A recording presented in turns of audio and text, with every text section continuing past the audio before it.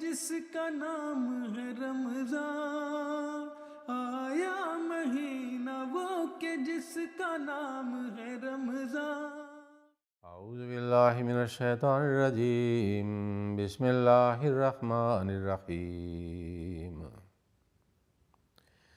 वातसिमू बिहब्लिल्लाहि जमीअन वला तफर्रकू वज़्कुरू निअमतल्लाहि अलैकुम इज़ कुंतुम आदाअन फ़अल्लफ़ बैन क़ुलूबिकुम फ़अस्बहतुम बिनिअमतिही इख़वाना वकुंतुम अला शफ़ा हुफ़रतिन मिनन नारि फ़अन्क़ज़कुम मिनहा कज़ालिक युबय्यिनुल्लाहु लकुम आयातिही लअल्लकुम तहतदून। Le sujet de dars d'aujourd'hui est amour mutuel et fraternité islamique. Nous trouvons l'histoire de l'humanité qu'avant l'avènement d'un prophète, d'un envoyé de Dieu, le peuple dans lequel il est venu, il est envoyé, sont en conflit et en division. Et il y a des guerres entre différentes tribus et des groupes. Il n'y a aucune fraternité, aucun respect pour les êtres humains. Ils sont en guerre. Il y a une décadence morale. Aucune considération pour le respect des autres. Et les droits de pauvres sont bafoués. Alors, Allah a envoyé le saint prophète sallallahu alayhi wa sallam. Il a trouvé le monde, surtout d'abord les Arabes, qui étaient les ennemis des uns des autres.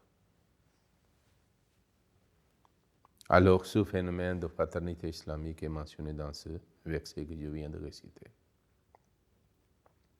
C'est le verset 104 de Sourate Al-Imran. La traduction de ce verset est la suivante. Et cramponnez-vous ensemble à la corde d'Allah et ne soyez pas divisés. Et souvenez-vous de la grâce d'Allah sur vous quand vous étiez ennemis. Alors il a réconcilié vos cœurs dans l'amour, de sorte que par sa grâce vous êtes devenus frères. Et vous étiez au bord d'un gouffre de feu, c'est-à-dire cette animosité mutuelle, vous étiez ennemis les uns des autres, donc c'était comme un feu. Alors vous étiez au bord d'un gouffre de feu, il vous en a sauvé. C'est ainsi qu'Allah vous explique ses commandements afin que vous soyez guidés. C'est-à-dire, ne répétez pas la même chose que vous aviez abandonné grâce au saint prophète. Vous êtes devenus des frères, une communauté soudée, forte, unie. Donc après, vous ne devez pas vous diviser. Comment le saint prophète sallallahu alayhi wa sallam a établi l'amour et l'amitié, la fraternité entre ses disciples? Dieu mentionne dans Surat Al-Fatah. Muhammadur Rasulullah wallazina ma'ahu ashidda'u alal kuffari ruhama'u bainahum. Ils sont tellement fidèles et sincères. Ils ont tellement transformé par le saint prophète sallallahu alayhi wa sallam, par la grâce d'Allah.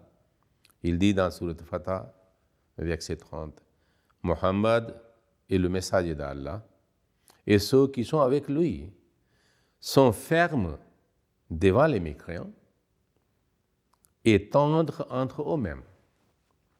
C'est à cause de foi qu'ils restent fermes dans la foi et la croyance. Animosité, persécution, torture, machination intriguée des mécréants ne peut pas les rendre faibles. Mais entre eux, ils sont tendres entre eux. Ruhama'u baynahum. C'est la qualité de Sahaba de Saint Prophète sallallahu alayhi wa sallam. Puis dans un autre chapitre, Surat al-Hashr, Dieu a mentionné que comment les musulmans, différents groupes de musulmans, ceux qui étaient les premiers à accepter l'islam et ceux qui ont suivi ses compagnons et plus tard, c'est-à-dire ils ont montré leur foi. Ça devient comme trois groupes, trois catégories. Voyez ce que le Coran témoigne. Ok? Comment Allah témoigne leur état de tendresse entre eux, leur amour et leur, c'est-à-dire sincérité et solidarité entre eux. Dans Surat al-Hashr, Allah dit للفقراء المهاجرين الذين أخرجوا من ديارهم وأموالهم يبتغون فضلا من الله ورضوانا وينصرون الله ورسوله أولئك هم الصادقون. Surat Hashr, verset 9. Le butin est pour les réfugiés pauvres et qui ont été chassés de leur habitation et de leurs biens. Alors ils recherchaient quelques grâces et plaisirs de la part d'Allah et qu'ils aidaient Allah et son messager. Ceux-là sont les véridiques dans la foi. Puis dans le verset suivant, le numéro 10, il dit وَالَّذِينَ تَبَوَّأُوا الدَّارَ وَالْإِيمَانَ مِنْ قَبْلِهِمْ يُحِبُّونَ مَنْ هَاجَرَ إِلَيْهِمْ وَلَا يَجِدُونَ فِي صُدُورِهِمْ حَاجَةً مِمَّا أُوتُوا وَيُؤْثِرُونَ عَلَىٰ أَنفُسِهِمْ وَلَوْ كَانَ بِهِمْ خَصَاصَةٌ وَمَنْ يُوقَ شُحَّ نَفْسِهِ فَأُولَٰئِكَ هُمُ الْمُفْلِحُونَ. Et pour ceux qui avaient établi domicile dans cette ville avant eux et avaient accepté la foi, ici il parle d'Ansar de Médine. Les musulmans, les compagnons du Saint-Prophète qui avaient accepté l'islam à l'occasion de Hajj et à différentes autres occasions qu'il avait fait le bayat et prêté serment d'allégeance avec le Saint-Prophète avant que le Saint-Prophète entre à Médine. Donc il parle d'Ansar.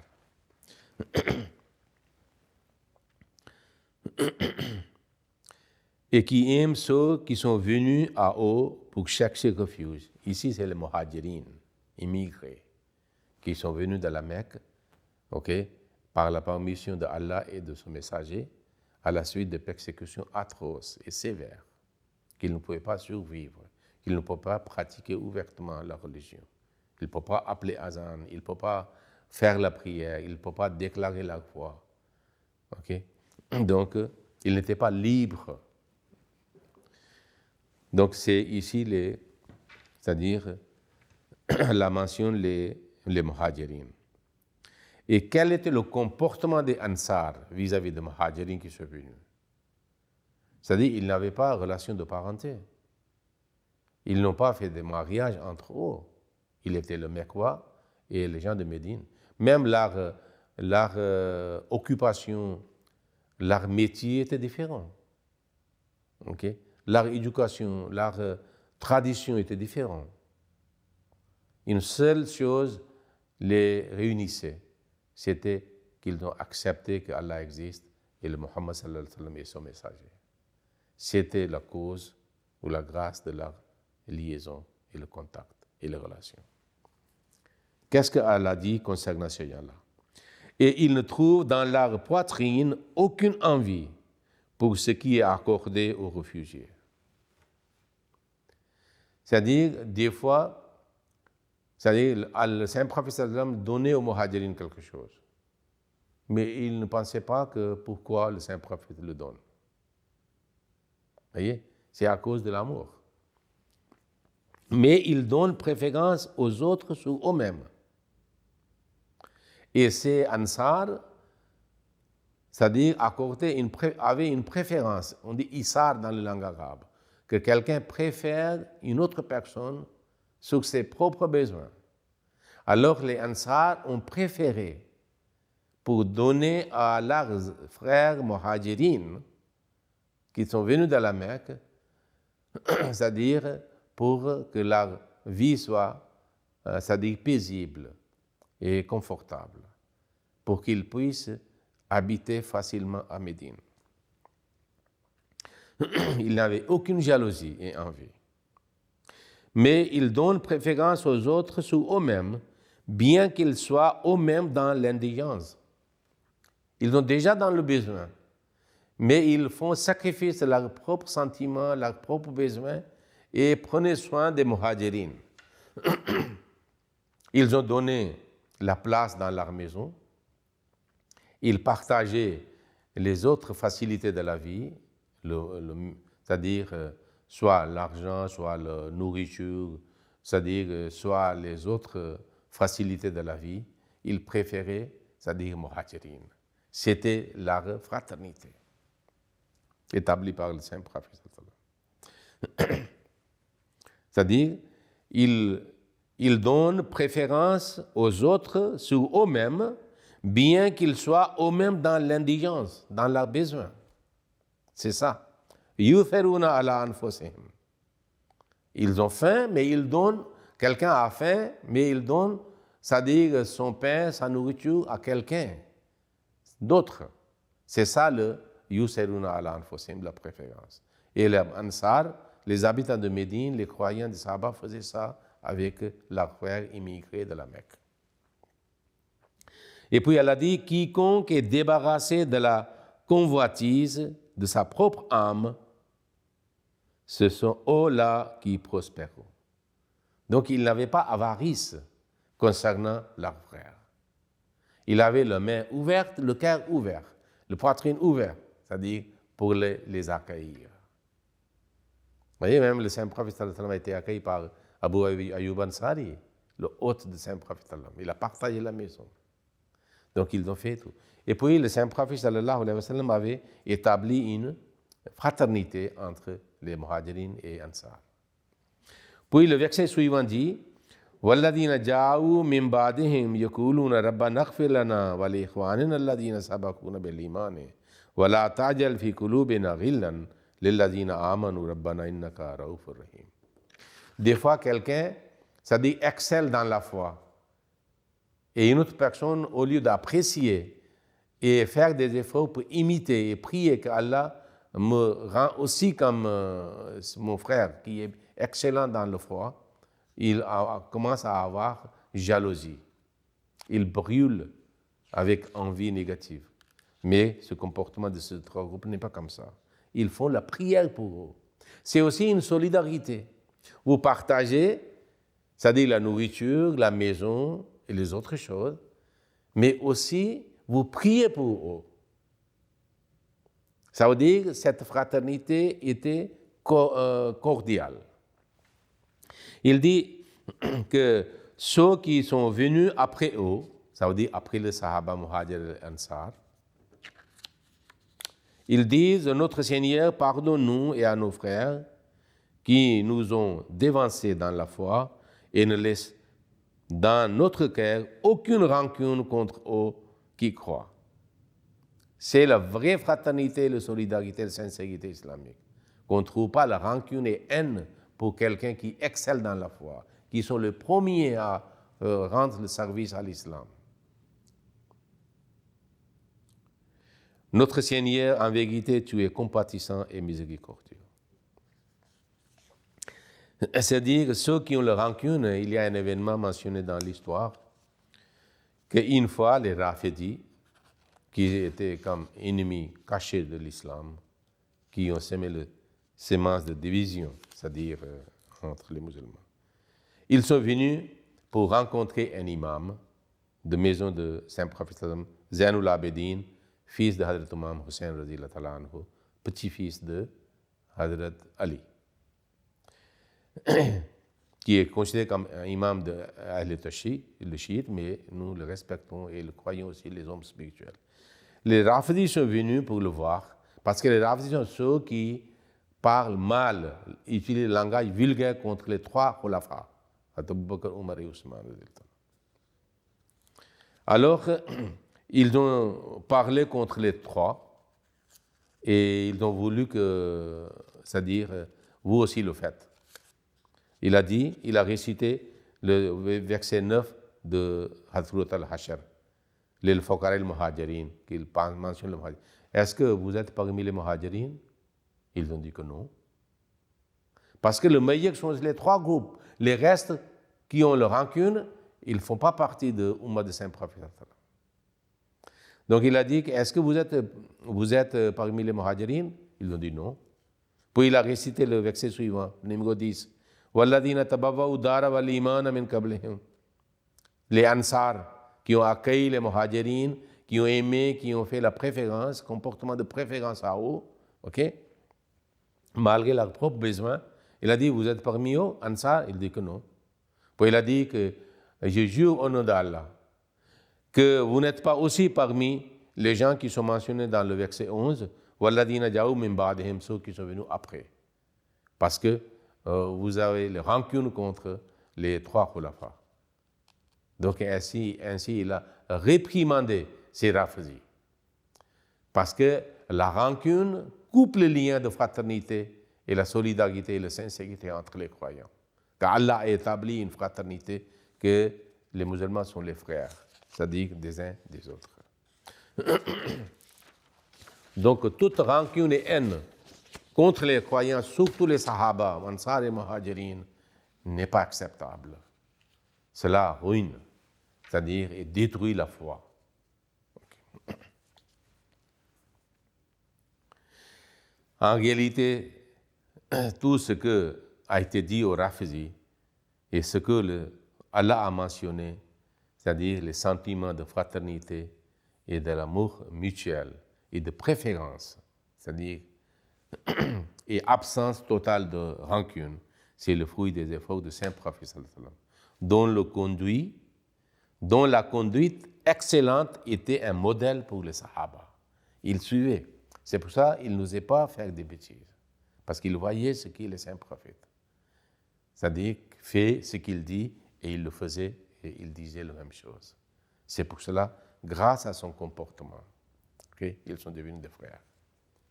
Allah mentionne ce caractéristique, ce comportement et le conduite de Saint-Prophète sallallahu alayhi wa sallam. Dans Sourate Tawbah, verset 128, Allah dit « Laqad ja'akum rasoulun min anfusikum » Un messager de parmi vous est venu à vous. C'est-à-dire, Allah voulait dire que le Saint-Prophète est aussi parmi vous, il est né en vous, parmi vous. Il est grandi parmi vous. Vous étiez aussi dans le même ambiance, dans le même environnement, dans la même ville, dans la même région du monde. Mais pourquoi vos comportements sont différents que lui? Et en voyant le comportement du Saint-Prophète, les Sahaba ont inculqué les mêmes qualités, ils ont essayé de le faire. Il a dit « Laqad ja'akum rasoulun minkum » Assurément, un messager de parmi vous même est venu à vous. « Azizun alayhi ma anittum » qui s'afflige de vous voir en difficulté. Il est pénible pour lui qu'il vous voit en difficulté et en problème, en souffrance. Et puis, harisun alaykum, deuxième, c'est-à-dire qualité de Saint-Prophète, premier est azizun alayhi ma anittum. Si vous êtes en problème, en difficulté, en souffrance, il est pénible. Votre état afflige le Saint-Prophète. Il a dit harisun alaykum, et qui est plein de solitude à votre égard.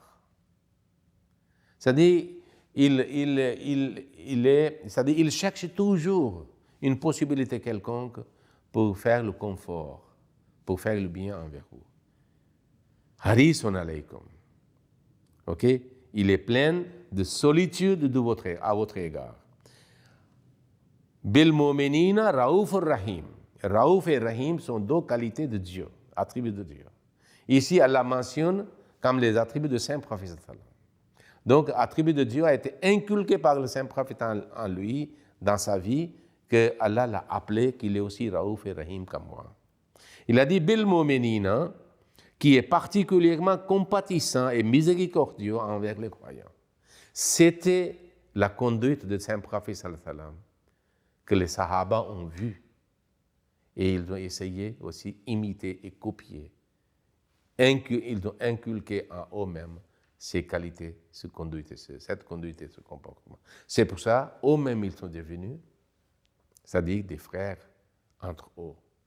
Si le leader pense toujours bien de son peuple, le peuple sera aussi, c'est-à-dire imprégné, c'est-à-dire de même qualité. Ici, il est pertinent de donner quelques exhortations de Saint-Prophète sallallahu alayhi wa sallam, quelques conseils. Comme je vous ai dit que quand les musulmans sont venus à Médine, il a fait établir un muakhat, c'est-à-dire une fraternité islamique a été établie, que tel et tel muhajir, croyant sahabi de Saint-Prophète qui est de la Mecque, et tel de Médine, il dit vous êtes des frères.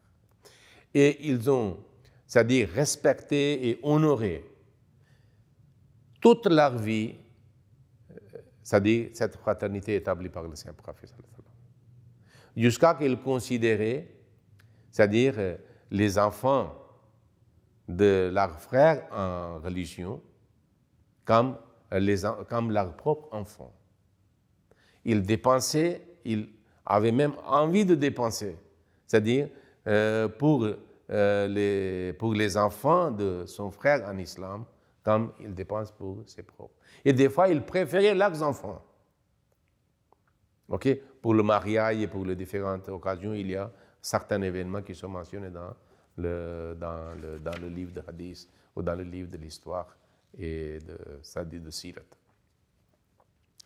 Et des fois, c'est-à-dire, il était en conflit positif, agréable, que le père d'enfant voulait faire lui-même et le frère en religion, fraternité établie par le Saint-Prophète, c'est lui qui voulait faire, c'est-à-dire aider.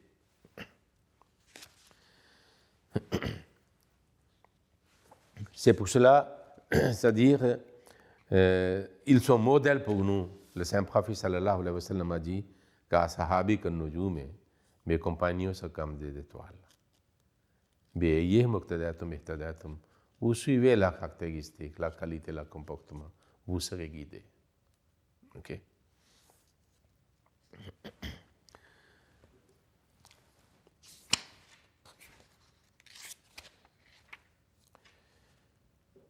Le Saint-Prophète sallallahu alayhi wa sallam a dit que Al-Muslimu akhul muslimi, un musulman est le frère d'un autre musulman.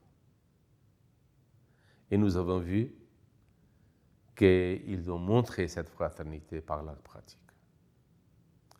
C'est pour tous les musulmans, mais les Sahaba étaient les premiers, c'est-à-dire que le Saint-Prophète avait donné ses conseils et ils ont observé leurs conseils. Okay. Nous devons voir entre nous, surtout nous les Ahmadis. Le Messie premier dit que vous devez aimer, c'est-à-dire les autres Ahmadis. Vous devez devenir comme les frères qui sont nés de même maman, la même mère. C'est Allah qui a établi, grâce à l'avènement de Messie premier cette fraternité. Et nous devons, c'est-à-dire prendre soin. Nous ne devons pas ignorer. Et nous devons essayer d'inculquer en nous la qualité de préférence pour les autres, le confort des autres. Ainsi, nous pouvons augmenter, c'est-à-dire et renforcer notre fraternité. Qu'ainsi soit-il. Allahumma salli ala Muhammadin wa ala ali Muhammadin wa barik wa sallam innaka hamidun majid.